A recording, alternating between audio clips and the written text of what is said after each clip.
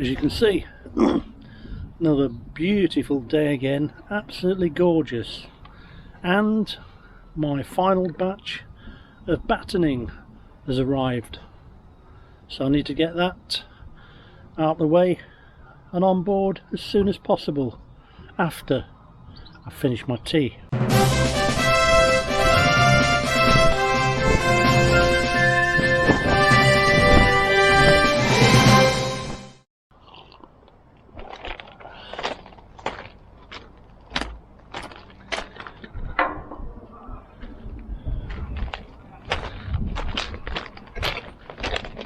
Let's have a look. We'll get the 2x1s in first, or whatever their metric equivalent is, and then the 3x2s, which I'm going to be using as noggins for the floor.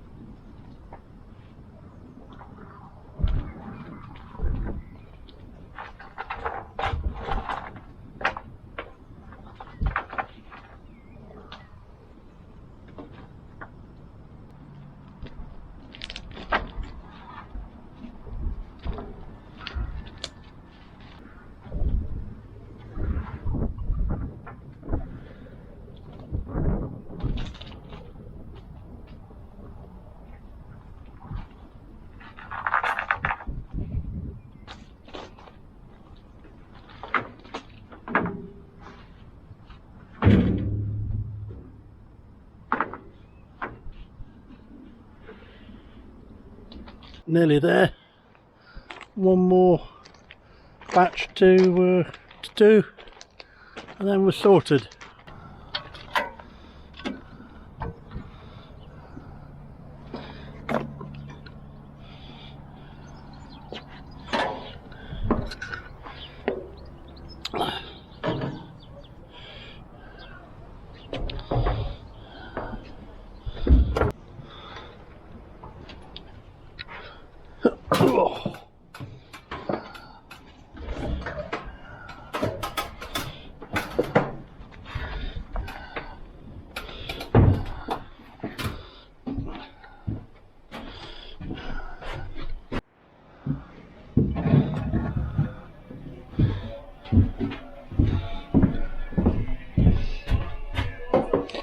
Oh, these are the boards I've done so far for the floor.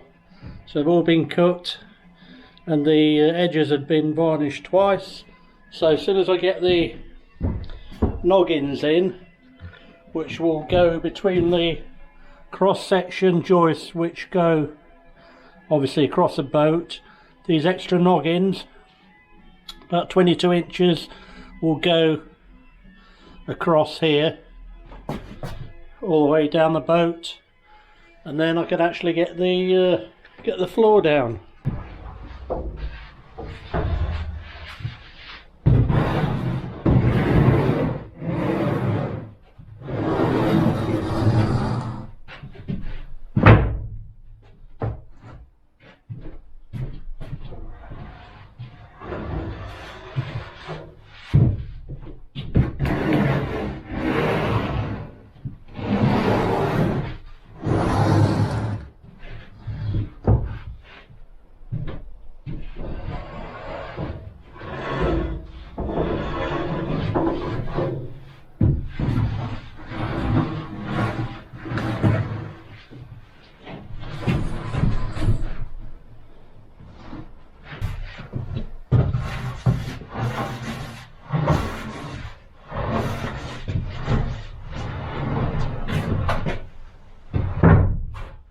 All the wood's in now, the 3x2s for the floor and also the 2x1 battening.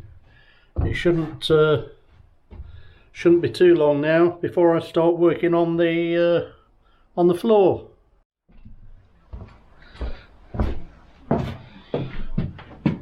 I've also put some more racking up.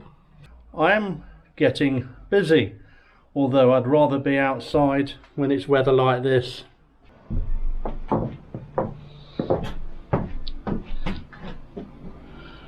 Well, today's job and the job for the next few days is to put these noggins in, these cross rails in at 2 foot or 610mm intervals all the way down the boat, and then realign the ballast. What I'm doing here, my 2 foot wide panels, i.e. these floor panels, like I mentioned in the last vlog, 3 of them will go side by side because the boat's 6 foot wide, well, a bit more, but they're the floor panels that I'm putting in, and they're already supported here and here at 24-inch or 610mm centres. These beams are actually on the infrastructure of the boat, but what I need to do, just as a belt and braces type of thing, is to put some noggins in here all the way down the boat. You'll notice that they're leaning on the actual substructure here, so I need to screw them in here, and likewise the other side all the way down the boat. So that's what I'm gonna be doing for the next few days, I imagine. Well, I'm going to get the first we got 4, 8. I'm going to get the first third of the boat done, and then gradually move down. Once I've got these actually screwed in, obviously the ones, some of them will have a screw going straight through this batten, others will be angled depending on where I can get the fit in. The screws are there just to hold the noggins in place. They're not actually taking any weight. It's just to stop these 2 foot wide panels possibly bowing at the edges where the join is. There shouldn't be, because they're 18mm ply, but it's just a safety net. And then when I've done that down all the way down the boat, this side, which is the stern side where the galley is, I'll take this panel up again, because I'm going to insert, well, I'm going to make a couple of cellar hatches in here so I can store some things that need to be kept cool, like milk or beer, drinks, that sort of thing. As you can see here, basically everything is in a bloody mess, so I need to get organised. I usually am. I just well, I don't know how it's got like this. So what I'm going to do, the OSB I'm taking up, I'm going to put a strip down here to start with, probably 12 inches wide, 305mm, so I've got a long shelf going along here. So straight away I'm going to double my space. All I'm going to do, measure from the floor up to this batten, put a batten along here, and then measure from the floor up to here, cut 3 or 4 lengths of scrap battening. They will be the legs of the shelf, and we'll take it from there. I might put a couple of temporary reinforcements in under the shelf, just so I can get this gear off the floor, and then I can concentrate on the boat and on the design all the way up to just beyond this porthole, which will be the end of the bedroom area. Right, I've knocked a shelf up just to get these things off the floor. Quite straightforward, like I've just mentioned. Batten on the side, batten at the back, couple of legs. All I've done is measured from the floor up to the batten, and that's what I've done the legs at. Obviously there's a slope on the table because the boat is slanting towards the starboard side. Doesn't matter though, does the job. If I really run out of space, I'll whack another one up in this corner. So what I'm doing here, prior to getting the ballast out, well, this ballast has actually been out, and I've already hoovered underneath it. Most of it has already got the tile spaces down underneath to lift it up from the floor. So got through a few of these. I think this is my second 1,000 I'm on. Probably used 3,500 altogether. So I'm putting, these are what, 2-3 millimeters high. But what you use for tile spaces when you're grouting floors, look like a couple of mil to me, maybe 3. Anyway, there you go, under the ballast, just to lift it off the metal base plate. So like I mentioned in previous video, if you do get an ingress of water, it'll just lift them up, and they're less likely to soak up the water, because they do act like they will act a little bit like a sponge. So what I'll do now, I rip the board up. I'm going to put some more noggins in across here, using this as my centre, across here,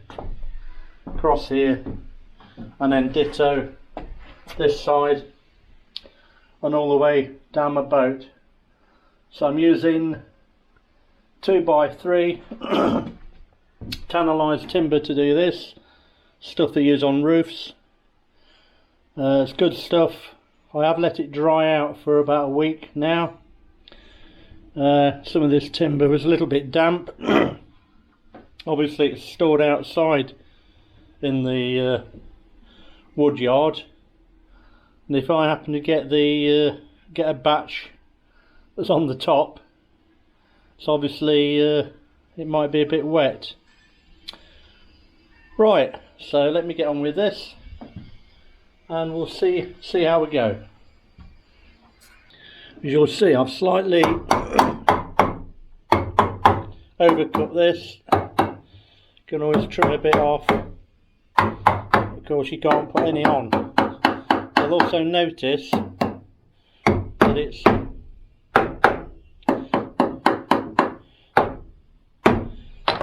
sitting on the girder, which overlaps about 4 mil either side, and ditto. If it doesn't, such as this side, doesn't matter. I'm going to put some long screws are going in anyway. This is not taking any weight really. It's just to align the board maybe take a little bit of the if there's any sagging in the middle. So I'm going to fix them. Because they need to be, these can't be offset. Okay, they need to be at that centre line all the way through, or the same line, 2 feet from the edge, or 610 mil. What I'm going to do, I'm going to put screws in this way as you normally would, a couple of screws, and I'll show you what I'm using in a moment. Okay, and then when I fix this one, I'm going to do this one at an angle, obviously because I can't screw in that way, so you need to plan it out when you're doing it. So the last one that I did over here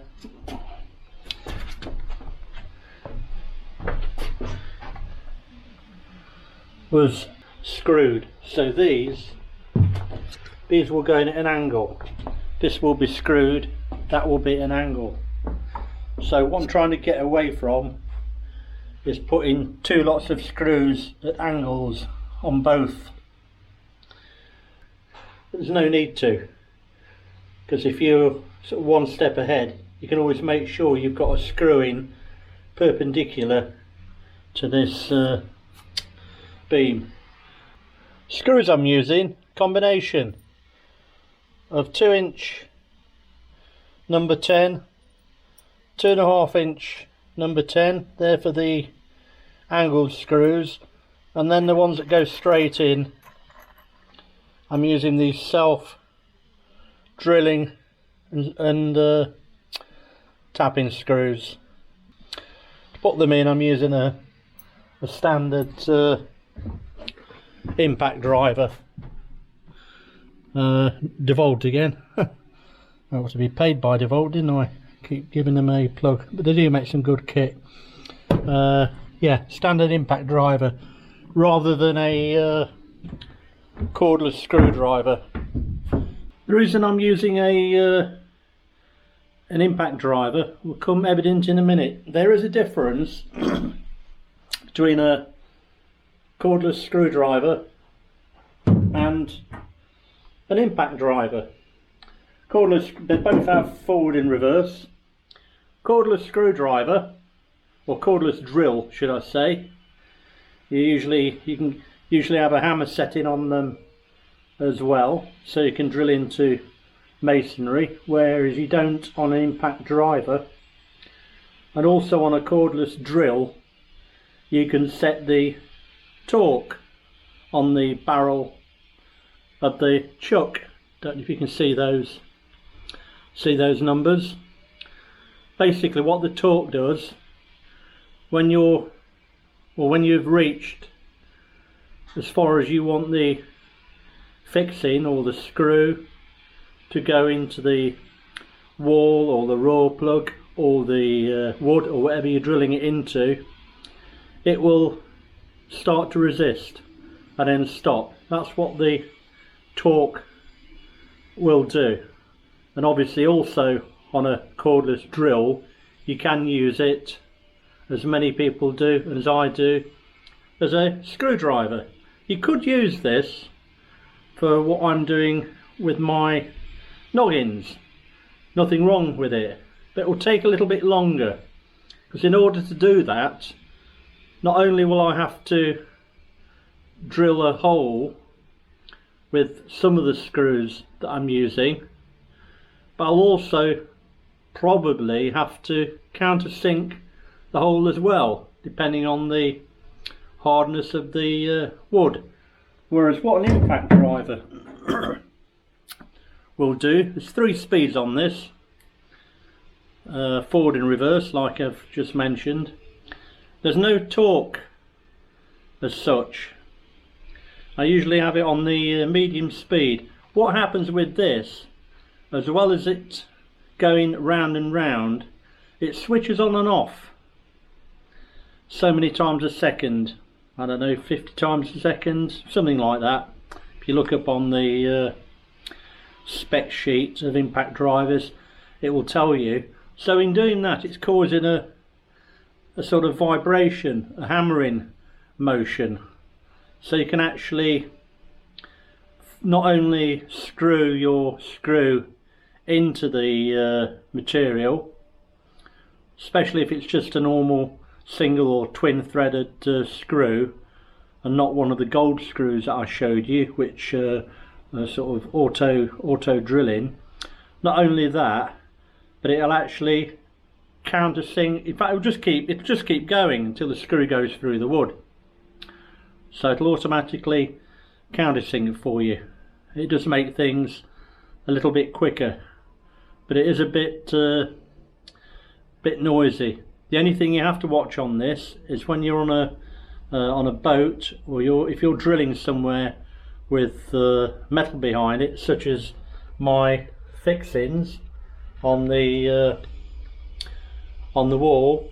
You don't want to go too far, or you could end up drilling or trying to drill through the metal on the angle iron, or whatever the metal is what the batten's attached to.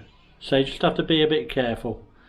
So if I was to put a piece of fix a piece of wood on here with my impact driver, I need to make sure that I've got the correct size screw, because as the screw disappears into this wood, sorry, as it goes through the wood I'm attaching to it, it'll start going into this wood.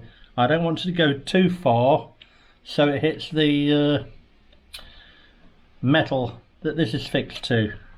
If it's not a non tapping metal screw, and it won't be, it'll just be a wood screw, it's going to hit that metal, it's just going to spin, so it's then going to work loose in the wood that I've just attached to it. It's basically using an impact driver when you put in a batten onto another batten on a boat, for example, that's fixed to a piece of metal behind it.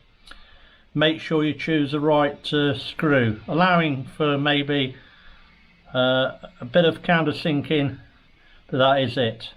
You may have to try a couple first, try them out until you get the get the feel of it. Okay, let's get the rest of these noggins done, and we'll move on. It's a nice day today. Should be in a pub garden somewhere, not in a metal tube. Usually for my standard woodwork I use Quicksilver, lots of different brands. I particularly like these. They're a chrome finish with a posi drive head, PZ. Take a number 2 bit on your actual driver. If you put a smaller bit in, after a while they're just going to spin and knacker up the thread. To make sure you've got the right screwdriver bit. Like I say, these are twin threads. I just find they go in better than the single threads. I've also at the end of the screw, there's less, well, there isn't, the screw doesn't go right to the tip on the shank, doesn't go right up to the end of the screw. If it did, then that screw might carry on driving home and go into the wood. If I'm doing standard woodwork and I might not want it to, I might just want it to go into a countersunk hole. This will stop that happening, so the screw will only go as far as I've countersunk my hole, unless you adjust the torque on the cordless drill you're using, so you've got more control, I think, with these. The other screws that I'm using, both of these are from Screwfix, I believe. I tend to use Screwfix a lot, only because it's local to me, and if they haven't got something in, or they don't sell something I want, I'll go to I'll go down to Toolstation. But they're both very good stores. The other screws that I'm using to go straight into my noggin timber are these, made by Screw Tight. How long are they? 80mm. Yeah, it says so on the box, look. 80mm. They'll go in various types of material. Obviously I'm using them on wood. If you check up on the internet if you're interested, it should give you a good explanation of how these screws work. There's obviously a bit of a diagram on the side of the box. If you pause the video now, you can read that. If I tried to put these screws in with a normal cordless screwdriver, I'd be struggling a bit. So I'm going to use the impact driver. Don't need to drill a hole. Position where you want it. Start it off nice and slowly. And then once you've started it, now you need to keep pressure. You need to keep pressure pushed on this driver. There you go. Job's a good one. Just for making sure that your noggin, that's a piece of wood between the two joists, if you want to call them that, you want to make sure that that is square. Well, it's sitting on here anyway, and experience will tell me that it's square, and by looking at it, it's in the middle enough for me if I want to fix any flooring into here. Just to double check, I just use a standard roofer's square, either a small one or a large one, so you bang on square. So I'm going to drill a hole through here at an angle. So I'm drilling through this wood, so this beam, so it doesn't splinter, just to start it off. And then because I'm going through the end grain of this, I don't need to drill it. So when you're drilling at an angle, drill down first of all, just to give it a bit of a tie, and then start going down. That's all you need to do. You don't need to do any more than that. And depending on the screw and the type you're using, what I like to do is to put a separate, just go through that, go on that with a separate countersink, because I don't really want to split this wood here. So I'll just get my countersink bit and change that over to that. Take my screw out. So countersink bit's in there. I'll just go in gently and then just reverse it out. That'll do me, and then just take the drill and just go in there with this 2-inch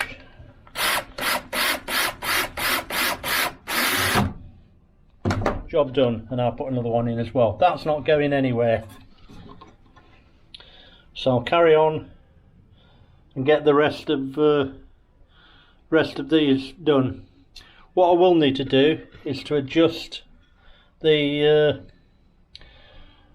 ballast bricks. I'll have to change the format slightly, because obviously this noggin is in the way.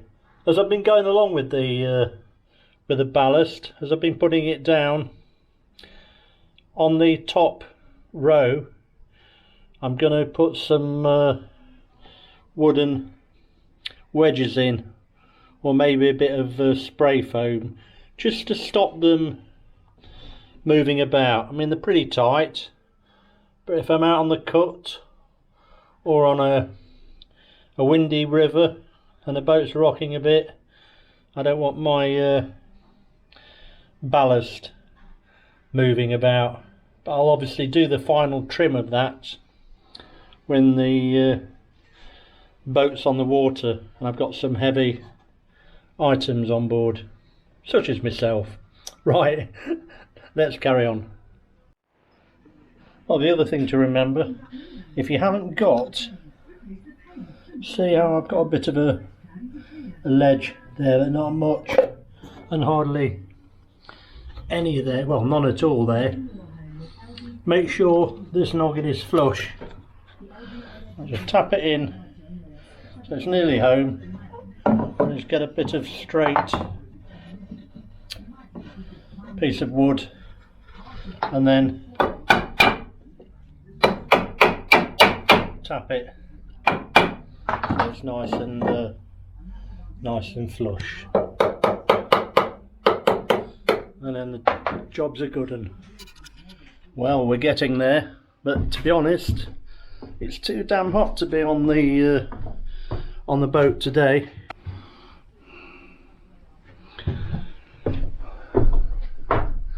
There's not much activity down here today. Don't know where everybody is. Maybe they've all gone to Skeggy to have a paddle.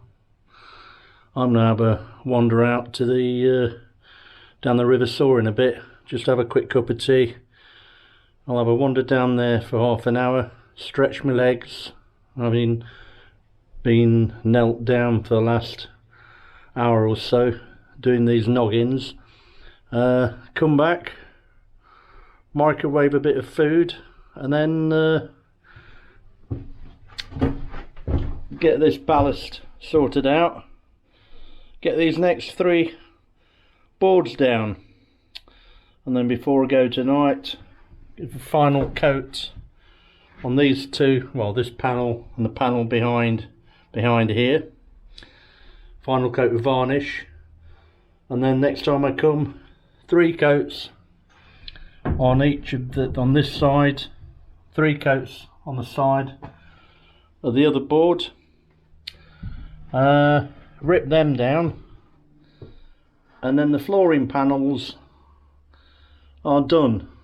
Tell you what, I'll be glad when this flooring's done and out of the way. Can have a really good tidy up then, and then start using some of this battening up. It's all dried out nicely now, so I'm really pleased about that. I can actually start a bit of construction work on the boat, which I'm really looking forward to doing.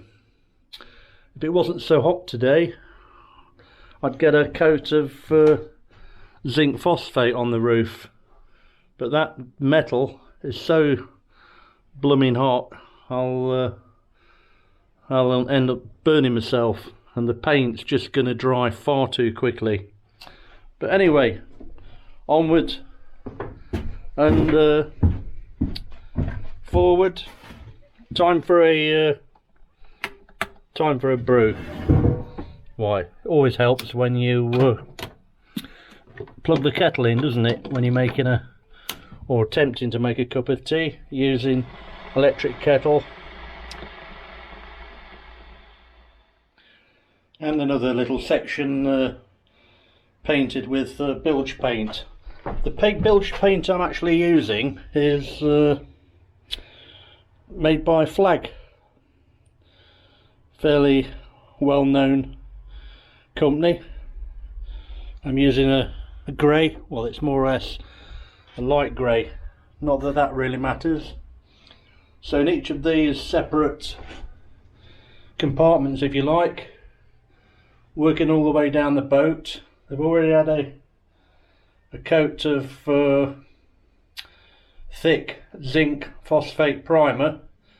I'm just going over them with a bit of bilge paint before I put my spacers down and then put the ballast back. So it's a time consuming job, but an important one. Thought I'd just have a walk out down to the river. Why, I'm waiting for that next bit of bilge paint to dry. A few people down there enjoying a bit of canoeing, kayaking. Not sure what they are. It's a gorgeous Gorgeous day again.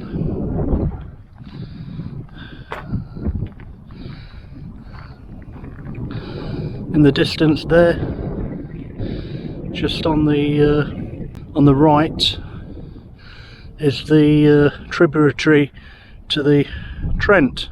These gates here are just floodgates, so I doubt if they're used very often during the summertime, but obviously a useful amenity to have when we've got colder climates during the winter.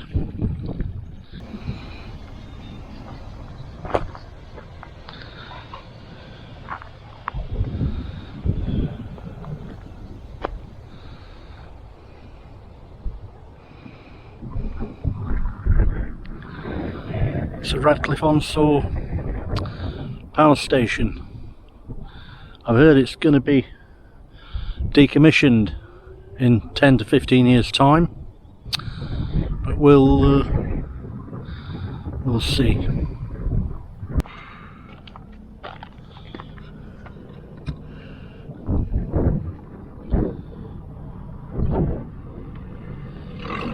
I thought the Dulux Dog was dead. There it is, on board a yogurt pot. Wow, shouldn't really say that really. GRP, glass reinforced plastic, I think it stands for. Affectionately known by some people as yogurt pots. Very, very naughty. So peaceful down here. You can hear the birds fluttering away.